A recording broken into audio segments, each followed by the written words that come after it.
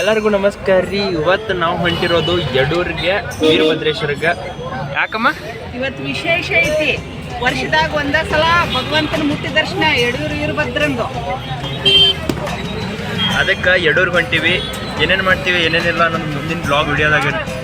ಶಿವರಾತ್ರಿಯ ದಿವಸದಂದು ಎಲ್ಲ ಕಡೆ ಶಿವನ ಆರಾಧನೆ, ಶಿವನ ಜಾಗರಣೆ ನಡೆದಿರುತ್ತೆ. ಇದೇ ಟೈಮ್ ಒಳಗೆ ಶಿವನ ಆರಾಧನೆ ಮಾಡ್ತಾ ನಾವು ಯಡೂರಿಗೆ ಬಂದು ತಲುಪಿದ್ವಿ.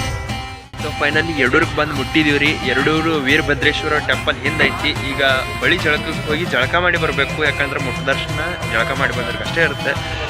ಬರೀ ಯಡೂರು ವೀರಭದ್ರೇಶ್ವರ ದೇವಸ್ಥಾನದೊಳಗೆ ಮುಟ್ಟ ದರ್ಶನ ವರ್ಷದಾಗ ಒಮ್ಮೆ ಇರ್ತೈತಿ. ಅದು ಶಿವರಾತ್ರಿಗೆ ಅಷ್ಟೇ. ಅದಕ್ಕೆ ಇವತ್ತು ಶಿವರಾತ್ರಿ ಐತೈತಿ, ಅಲ್ಲಿ ಬಂದೀವಿ. ಈಗ ರಾತ್ರಿ 9ರಿಂದ ಶಿವರಾತ್ರಿದ ಮುಟ್ಟ ದರ್ಶನ ಪ್ರಾರಂಭ ಆಗ್ತೈತಿ. ಸೊ ಮೊದಲ ಮಡಿ ಮಾಡ್ಕೊಂಡು ಹೋಗ್ಬೇಕು. ಅದಕ್ಕೆ ನಮ್ಮ ಗೆಟಪ್ಪೆಲ್ಲ ಚೇಂಜ್ ಮಾಡ್ಕೊಂಡು ಹೊಂಟೀವಿ. ಇಲ್ಲಿ ನೀವು ಹಿಂದೆ ನೋಡತ್ತಿರೋದು ಯಡೂರಿನ ಹೊಳಿ ರೀ.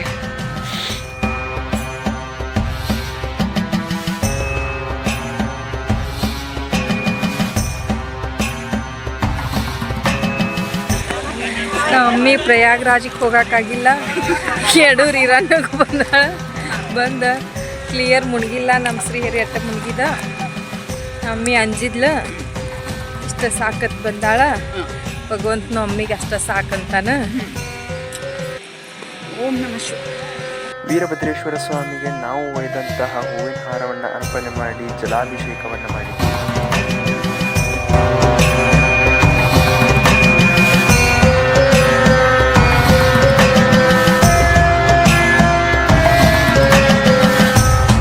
ವೀರಭದ್ರೇಶ್ವರ ಸ್ವಾಮಿಯ ಸ್ಪರ್ಶ ದರ್ಶನದ ನಂತರ ನಾವು ಹೋಗಿದ್ದು ಕಾಳಿಕಾ ಮಾತೆಯ ದೇವಸ್ಥಾನಕ್ಕೆ. ಇವರು ಯಡೂರಿನ ಪಾಠಶಾಲೆಯ ಗುರುಜಿ. ಇವರೇ ನಮಗೆ ಇವತ್ತು ದರ್ಶನ ಮಾಡಿಸಿದ್ರು. ಸೊ ಮುಟ್ಟ ದರ್ಶನ ಅಂತೂ ಆಯ್ತು ರೀ. ಇಲ್ಲಿ ನಾನು ಇರೋದ ಯಡೂರು ವೀರಭದ್ರೇಶ್ವರನ ದೇವಸ್ಥಾನ. ಇಂಥ ಒಂದು ಲಾಗ್ ವಿಡಿಯೋದಾಗಲೂ ಯಡೂರು ವೀರಭದ್ರೇಶ್ವರನ ದೇವಸ್ಥಾನ ಒಂದು ತೋರಿಸಿದ್ವಿ. ಸೊ ಈಗ ಭಾಳ ಕತ್ಲಾಗೈತೆ, ಅಷ್ಟು ತೋರಿಸಿದ್ವಿ. ಇದು ಯಡೂರಿನ ಪ್ರಸಾದ ಭವನ. ಇಲ್ಲಿ ಜಗದ್ಗುರು ಮಹಾಸನ್ನಿಧಿಯವರ ಫೋಟೋಗೆ ನಮಸ್ಕಾರ ಮಾಡಿ ನಾವು ಪ್ರಸಾದ ಸೇವನೆಯನ್ನು ಮಾಡಿದ್ವಿ.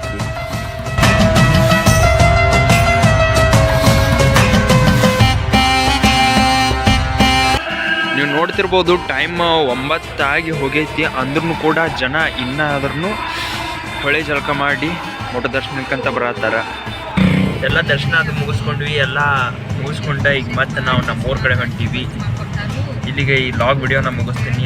ಮುಂದಿನ ಲಾಗ್ ವಿಡಿಯೋ ಮಟ್ಟ ಎಲ್ಲರೂ ಸಬ್ಸ್ಕ್ರೈಬ್ ಮಾಡ್ಕೊಳ್ರಿ, ಲೈಕ್ ಮಾಡಿರಿ, ಶೇರ್ ಮಾಡಿರಿ, ಹಂಗೆ ಸಪೋರ್ಟ್ ಮಾಡಿರಿ ಅಂತ ಹೇಳ್ತಾ ಧನ್ಯವಾದ.